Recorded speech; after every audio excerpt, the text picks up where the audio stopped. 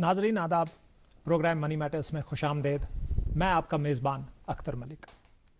नाजरीन, आज की निशस्त एक नया इन्वेस्टमेंट इंस्ट्रूमेंट और आज की गुफ्तगू सबसे जदीद इन्वेस्टमेंट एसेट पे, और वो है क्रिप्टो एसेट्स। अगर हम अभी तक हमने जितने एसेट्स पे बात की है, इन्वेस्टमेंट एसेट्स पे, तो उनमें से अगर सबसे कोई नई चीज़ है तो क्रिप्टो एसेट्स है। तो सबसे पहली बात, चूंकि एक नई चीज़ है, तो अभी जो है बमुकाबले बाकी इन्वेस्टमेंट इंस्ट्रूमेंट्स के इस पे जो है हम ये बता देंगे कि the risk are always on the higher side जब भी कोई नई चीज़ आती है, अनलेस एंड अनटिल ये मार्केट में एक एस्टैब्लिश एसेट बन जाए। उस पर एक और लेयर इस पे ऐड करें कि ये जो एसेट है ये कंप्लीटली, या आप ऐसा कह लें कि मेजरली अनरेगुलेटेड है। तो इस बात का आप सबसे पहले ख्याल रखें जब आप क्रिप्टो के बारे में जब भी कभी आप सुने या आप इंक्लाइन हैं कि आप क्रिप्टो में इन्वेस्ट करें।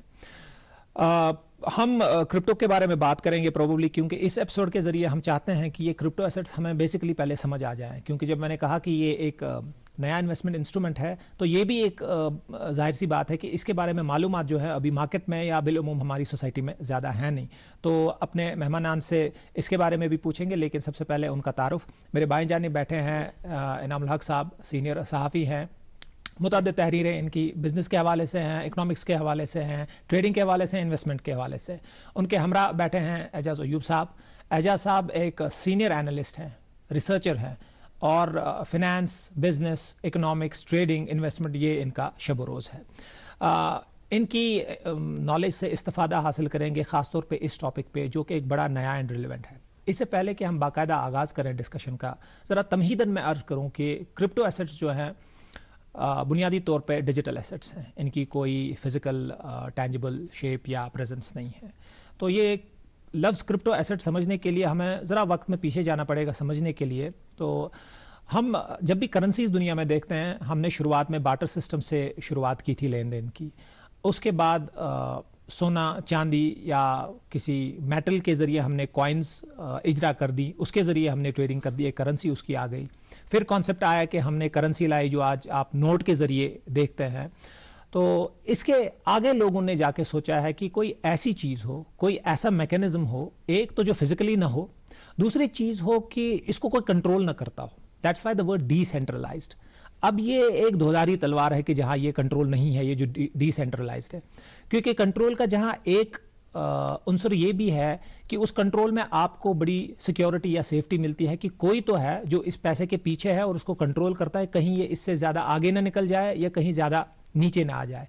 लेकिन दूसरी तरफ इस कंट्रोल की परेशानी ये भी है कि आपके हाथ में जितनी करेंसी है उसकी वैल्यू जो है वो आप डिसाइड नहीं करते, कोई और डिसाइड करता है।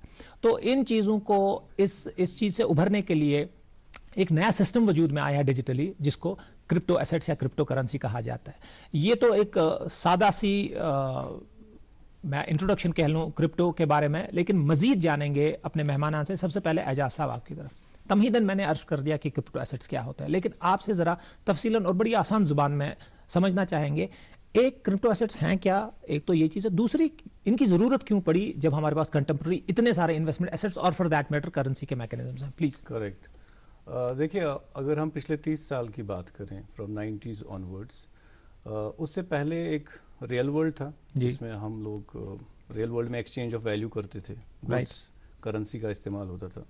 पिछले 30 साल में एक पैरेलल यूनिवर्स क्रिएट हो रही है जो कि बहुत तेज़ी से बढ़ रही है और एक्सपैंड हो रही है, दैट इज़ डिजिटल यूनिवर्स, जिसपे कॉमर्स भी होता है, जिसपे ट्रांजैक्शंस भी हो रहे हैं और जिसमें लोगों की जो पार्टिसिपेशन है ग्लोबली वो काफ़ी ज़्यादा बढ़ गई।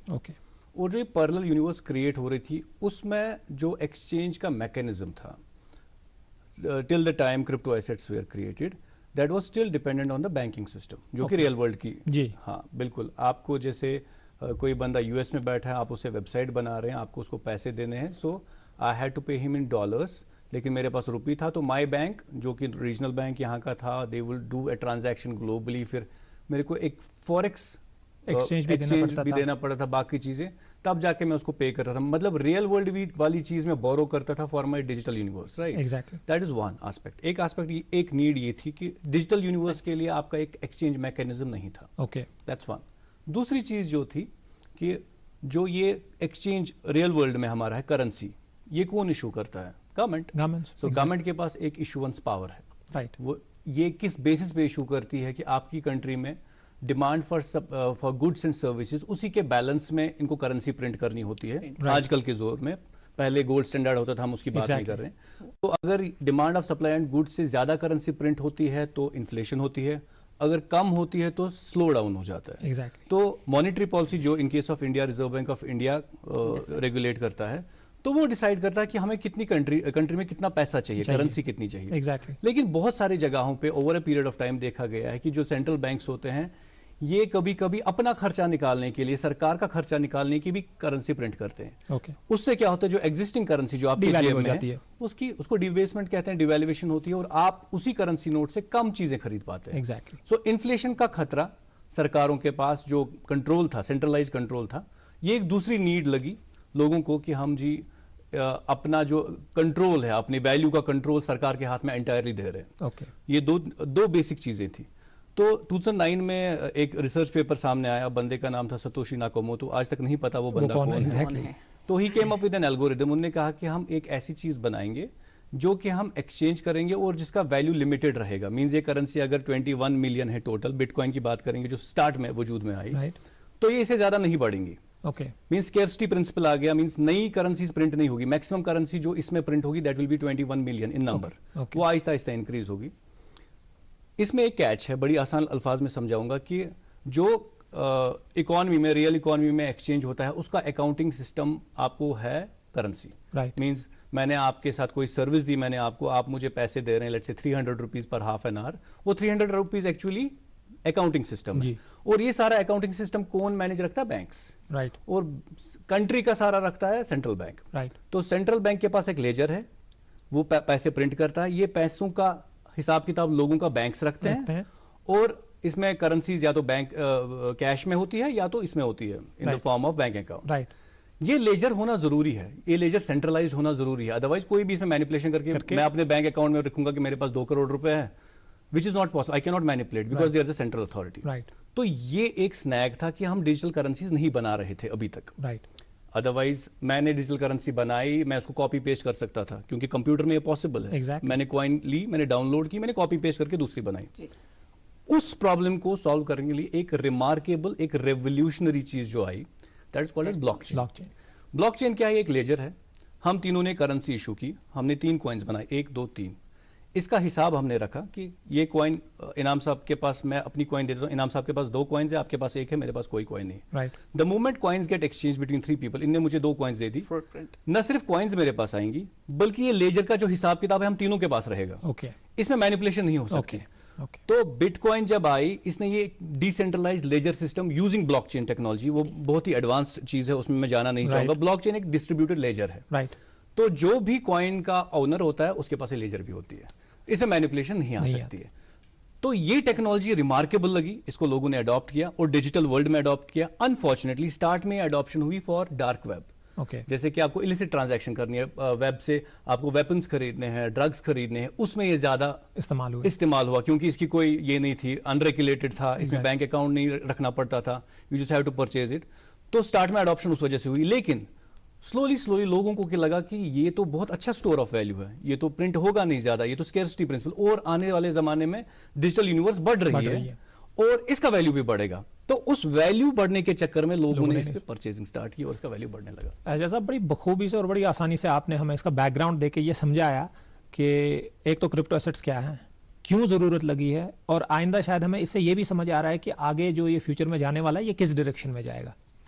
इनाम साहब जी, ये जो एजाज साहब का डिस्कशन है, इसको आगे ले जाने से पहले मैं आपसे पहली चीज तो समझना चाहता हूं, जो कुछ बुनियादी पॉइंट्स प्रोबेबली वहां हमारे रह गए थे। एक तो ये चीज कि हमने ये जाना कि ये क्यों जरूरत पड़ी, लेकिन अब ये कि अगर एक करेंसी जो उन्होंने बिटकॉइन नाम दिया है वो तो वजूद में आ गया, तो फिर और करेंसीज की क्या जरूरत थी? एक तो ये सवाल। दूसरा इसी के साथ जुड़ा हुआ सवाल है कि अगर ये अनरेगुलेटेड है, अगर ये डिसेंट्रलाइज्ड है, तो स्टोरेज ऑफ वैल्यू तो मैं समझ गया इसमें हो जाएगा, लेकिन इसकी वैल्यूएशन कौन करेगा?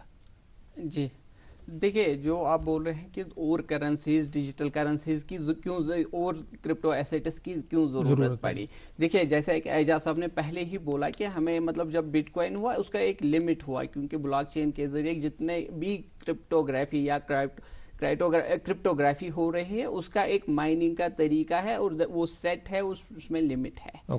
चूंकि आपको एक करेंसी फिर काफी नहीं पड़ती है, आपको देर आर अदर पीपल जो और इसी टेक्नोलॉजी को यूज करके माइनिंग फिर से करते हैं।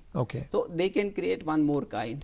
फिर इस तरह से बहुत सारी कॉइन्स बनती रही और मतलब नए नए एसेट्स आते गए हमारे पास। जिस तरह से अगर हम फिजिकल करेंसी की बात करेंगे तो there has been like different currencies and they have a different value and they have a different use.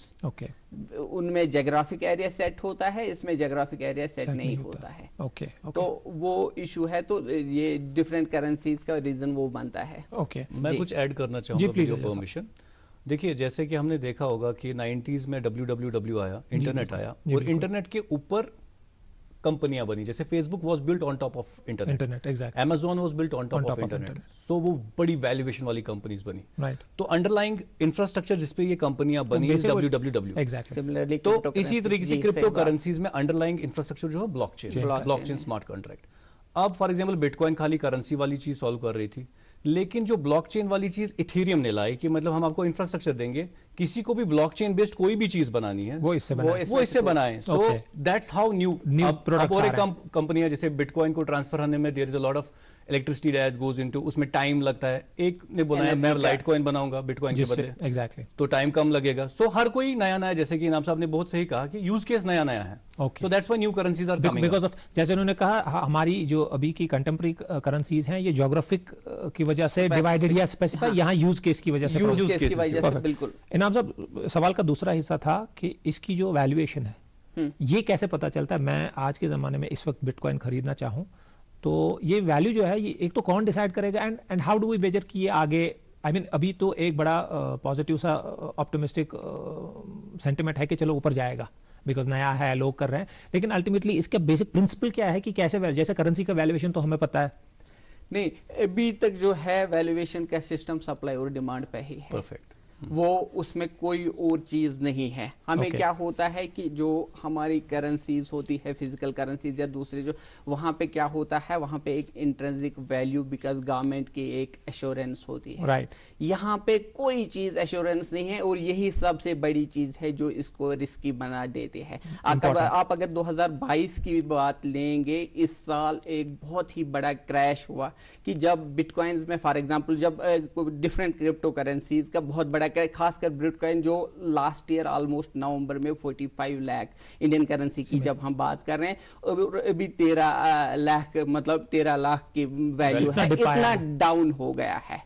तो इसमें अभी वैल्यूएशन का वो कोई ऑथेंटिकेटेड सिस्टम नहीं है, बहुत रिस्की है, बहुत ही हद से ज्यादा रिस्की है। And it goes both ways, it can go बहुत ही ज्यादा सेंटिमेंट। आप अगर देखें लास्ट ईयर क्या हुआ कि एलन मस्क ने एक पोर्शन बिटकॉइन का खरीदा और एक बहुत ही बड़ा बूम हो गया और प्राइस जो है बहुत ऊपर हो गया अचानक से जी। हाँ, बहुत सारे लोगों ने खरीदा और फिर इस साल जो FTX का क्रैश हो गया, तो उससे पहले ही हो गया था डिवैल्यू होना शुरू, तो उससे बड़ा ही डाउन हो गया है और एकदम से नीचे आ गया। तो अभी जो वैल्यूएशन का है बिल्कुल ये बहुत ही मामला है, बहुत ही ज्यादा रिस्की मामला है। इनाम साहब बहुत शुक्रिया। हम क्रिप्टो एसेट्स पे बात जारी रखेंगे, लेकिन वक्त हुआ चाहता है एक छोटे से ब्रेक का।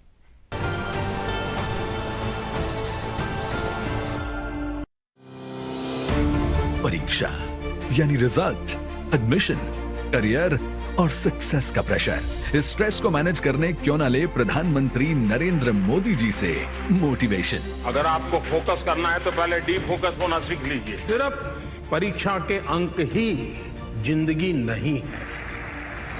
हर साल की तरह इस साल भी प्रधानमंत्री जी करेंगे विद्यार्थियों से सीधा संवाद और बढ़ाएंगे एग्जाम वॉरियर्स का हौसला। परीक्षा पे चर्चा 2023 देखिए डीडी न्यूज और सभी सोशल मीडिया प्लेटफॉर्म्स पर 27 जनवरी सुबह 11 बजे से।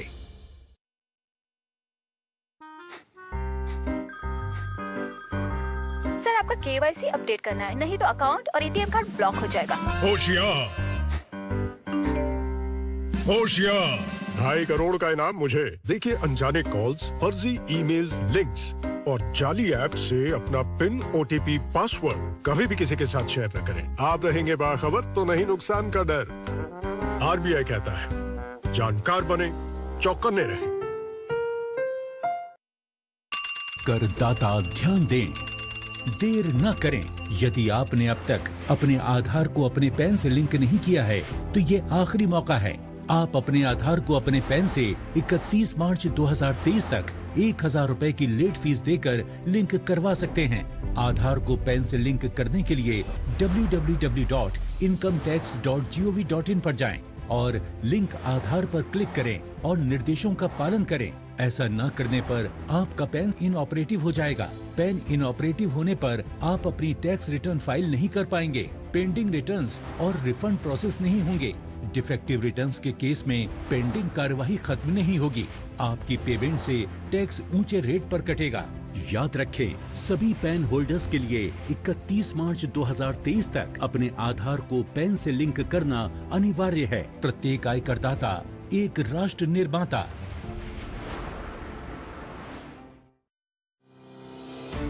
परीक्षा यानी रिजल्ट, एडमिशन, करियर और सक्सेस का प्रेशर।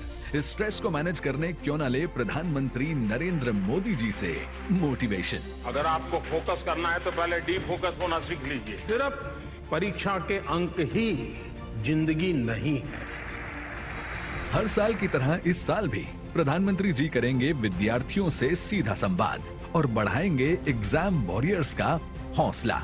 परीक्षा पे चर्चा 2023 देखिए डीडी न्यूज और सभी सोशल मीडिया प्लेटफॉर्म्स पर 27 जनवरी सुबह 11 बजे से।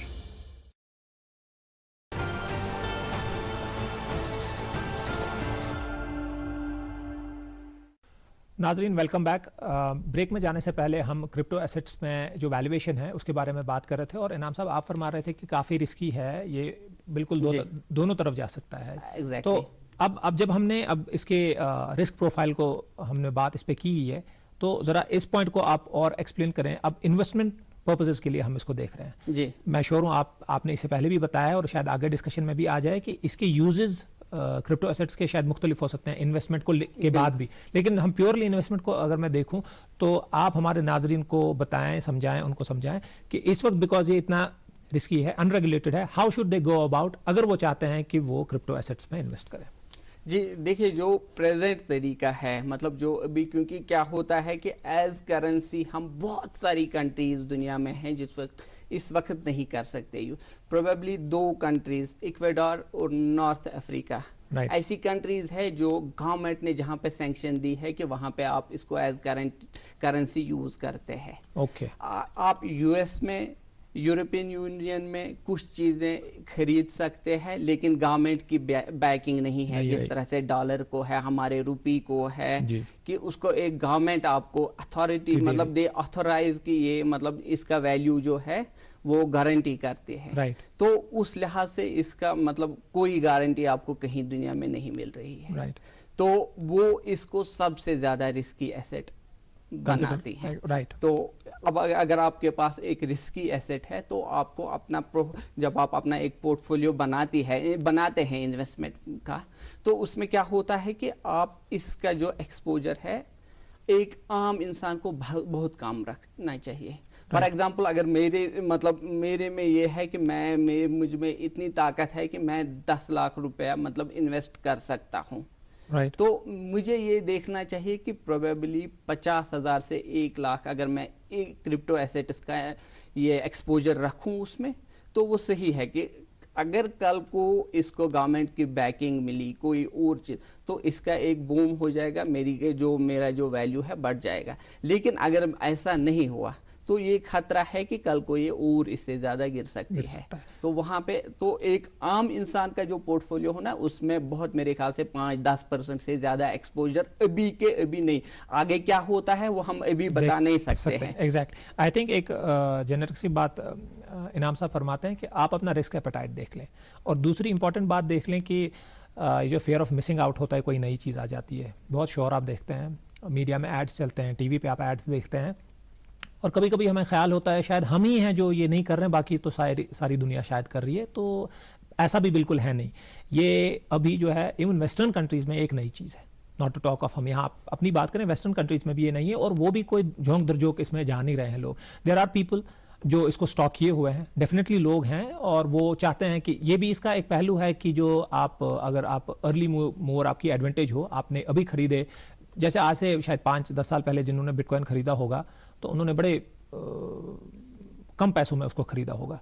और जैसे इनाम साहब फरमा रहे थे कि पिछले साल इसकी जो कीमत है वो बहुत ऊपर थी, और उनके लिए उनको लगा होगा कि शायद स्टॉक से भी ज्यादा रिटर्न्स उन्होंने इसमें पाए होंगे। लेकिन इसका डाउन साइड भी है जो इनाम साहब ने बखूबी बता दिया अजय साहब। लेकिन इसी पॉइंट से रिलेटेड मैं एक और पॉइंट पे आ जाता हूं कि ये तो हमने देखा कि ये रिस्की है, ये वोलेटाइल है, no doubt about that, but वही ज्यादा रिस्क एक बेसिक फाइनेंस का principle that more risk more returns. तो बहुत सारे लोग जो है बड़े एग्रेसिव होकर इसमें जाते हैं। और स्पेशली एक और चीज मैं आप चाहूंगा कि आप उस पर पॉइंट करें, बिकॉज आजकल ये जो एप्स और एड्स का सिस्टम है, बिकॉज इट्स सो इजी करना, तो लोगों को शायद लगता है because compare to the contemporary और ट्रेडिशनल जो हमारे इन्वेस्टमेंट एसेट्स हैं उनमें एक बड़ा थोड़ा सा मुश्किल फॉर्मेलिटी का तरीका है कि उसमें आप जाएं, प्रोसेस है।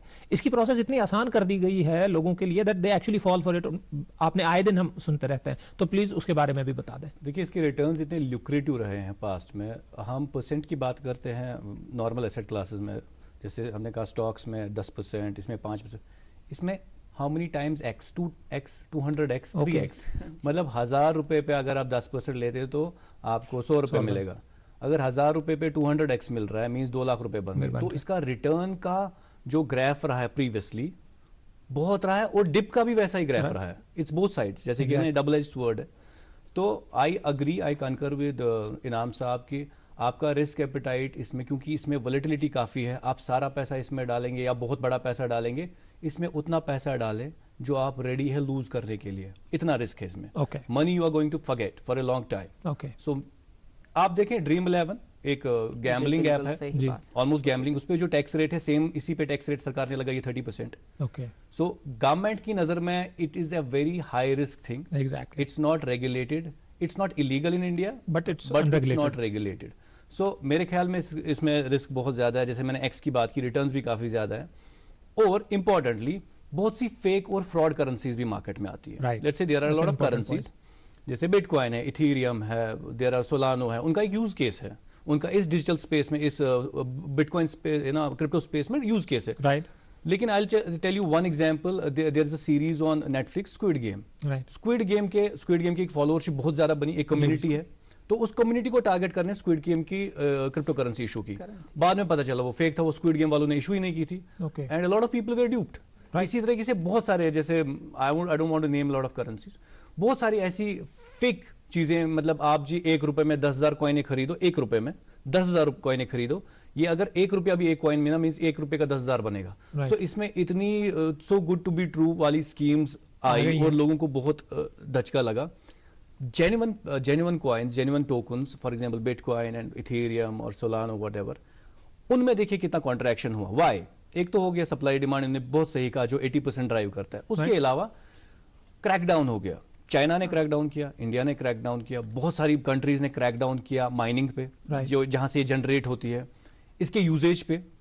जैसे कि I remember finance minister of India in parliament, they were very careful in not calling it A crypto currency, call it a crypto asset, because it's a direct challenge to the sovereignty of a country, because currency can only be issued by a central bank, backed by the government.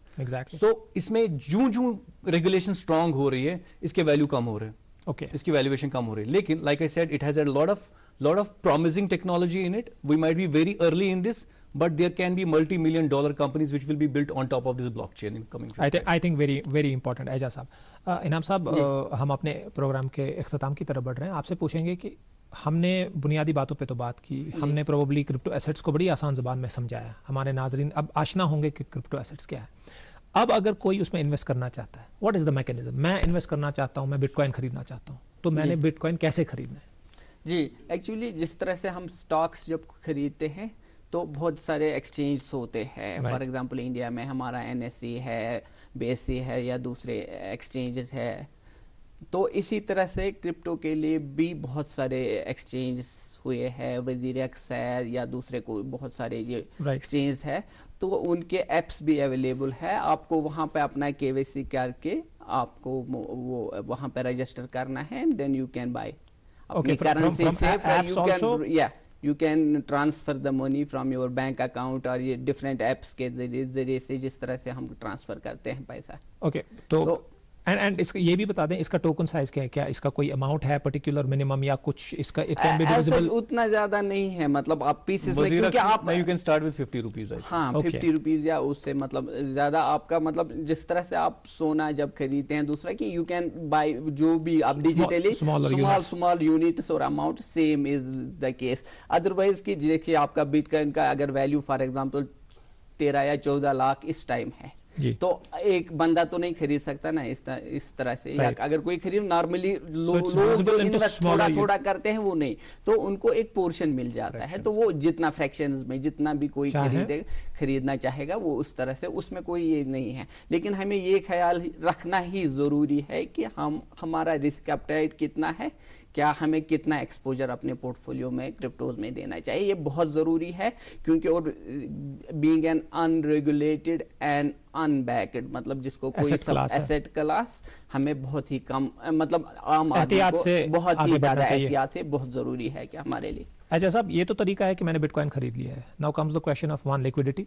दूसरा कि जब मैंने bitcoin खरीदा है तो हमेशा stock तो नहीं करूंगा, कभी ना कभी तो मुझे बेचना है इन ऑर्डर टू, क्योंकि अल्टीमेटली मैंने इन्वेस्टमेंट पर्पसेस के लिए किया। तो उसका मैकेनिज्म क्या है? How do I find the buyer? क्या इन्हीं प्लेटफॉर्म्स पे या कोई और चीजें इसमें मुझे मद्देनजर? पहले जब मैंने खरीदी, इसमें 2 टाइप ऑफ वॉलेट होते हैं। एक होता है ऑनलाइन जो आपको यही देता है, आपका एक्सचेंज ही देता है, जैसे कॉइनस्विच, कुबेर, वजीरेक्स और बाइनेंस। ओके। दूसरा होता है हार्ड वॉलेट, आप इसको डाउनलोड करके एक हार्ड वॉलेट में स्टोर कर सकते हैं। क्योंकि बहुत बारी क्या हुआ कि कुछ एक्सचेंजेस में ब्रीचेस हुए, हैकर्स ने कॉइन्स को बर्न किया या ले गए, तो हार्ड वॉलेट में आप स्टोर कर सकते हैं। Now you want to sell it, तो इसकी लिक्विडिटी काफी अच्छी है, मतलब you can always find a buyer. लेकिन rates of course will be depend, it is market driven rates. तो आप ग्लोबली बिटकॉइन जो बड़ी कॉइन्स हैं उनका मार्केट बड़ा लिक्विड रहता है, जैसे कि स्टॉक्स का मार्केट है, you can any time sell and buy these coins. लेकिन हाँ, कभी कभी बहुत सारे, जैसे वजीरेक्स के साथ इशू हुआ था कि विड्रॉ नहीं कर पाते थे, कुछ अचानक से बहुत सारे लोग पैनिक में आ गए, उन्हें बहुत सारे कॉइन्स बेच के निकालना पैसा, तो अचानक से विड्रॉ फ्रीज किया। ओके। तो बट आफ्टर दैट उसको स्लोली एंड ग्रेजुअली रिलीज किया गया था, तो उसमें वो पैनिक वाली चीजें हुई है। और रिसेंटली हमने एक बहुत बड़ा FTX का एक ग्लोबल बहुत बिलियंस ऑफ डॉलर्स का हमने देखा कि एक बहुत बड़ा कांड हुआ। उसमें मसला हो गया कि उसने he duped a lot of people, so there are a lot of risks, so try to, I repeat the sentence, इसमें खाली उतना पैसा डाले which you are ready to lose, right? the returns फिर बात आगे आई थिंक। और इसमें एक और चीज जो आपने बता दी, टोकन साइज की भी आपने बता दी, since you can start from as small an amount as 50 rupees, so I think नाजरीन, मुझे लगता है या हमने अपने मेहमानों से भी जाना कि आप जितनी मिनिमल इन्वेस्टमेंट से इसमें जा सकते हैं आप जाएं। एक कंप्लीट साइकिल आप पूरा करें, आप खरीदें, आप उसको स्टॉक थोड़ी देर के लिए रखें, फिर बेचें। वंस यू कंप्लीट, आपका जितना जितना भरोसा इस पे आ रहा है, द मोर यू अंडरस्टैंड इसकी स्टोरेज ऑफ वैल्यू और ये कैसे बढ़ता है, देन यू कैन प्रोबेबली बड़े एहतियात से आप आगे बढ़ेंगे। अनलाइक जो एस्टैब्लिश्ड हमारे ट्रेडिशनल एसेट क्लासेस है। अपने मेहमानों का शुक्रिया करेंगे, इन्होंने बखूबी हमें समझाया है क्रिप्टो एसेट्स के बारे में। और नाजरीन, जाते जाते क्रिप्टो एसेट्स के बारे में ये बात भी कि because it's so easy to invest in them, आपके सेलफोन पे ही सारा है, इतना एड्स, इतना पुश आजकल मिल रहा है। जब हमारे मेहमान बार बार आपसे कह रहे थे कि एहतियात से बढ़ना है, बट ये कोई रुकावट नहीं, ये एक सजेशन है, आप आगे बढ़ के इसमें जा सकते हैं। और इसमें आपके पास ऑप्शन भी है कि आप you can actually convert your money जो है आप अच्छे तरीके से इन्वेस्ट करके रिटर्न भी ले सकते हैं। नाजरीन, जाते जाते आपसे ये भी कहेंगे कि अगर आपके कुछ सवालात हैं, आपके रिमार्क्स हैं, तो प्लीज हमारे प्रोग्राम में डायरेक्टली लिखें moneymatters.dd@gmail.com। इसके साथ आज की निशस्त इख्तिताम पजीर होती है। अगली बार आपसे फिर मुलाकात होगी, जब तक के लिए खुदा हाफिज।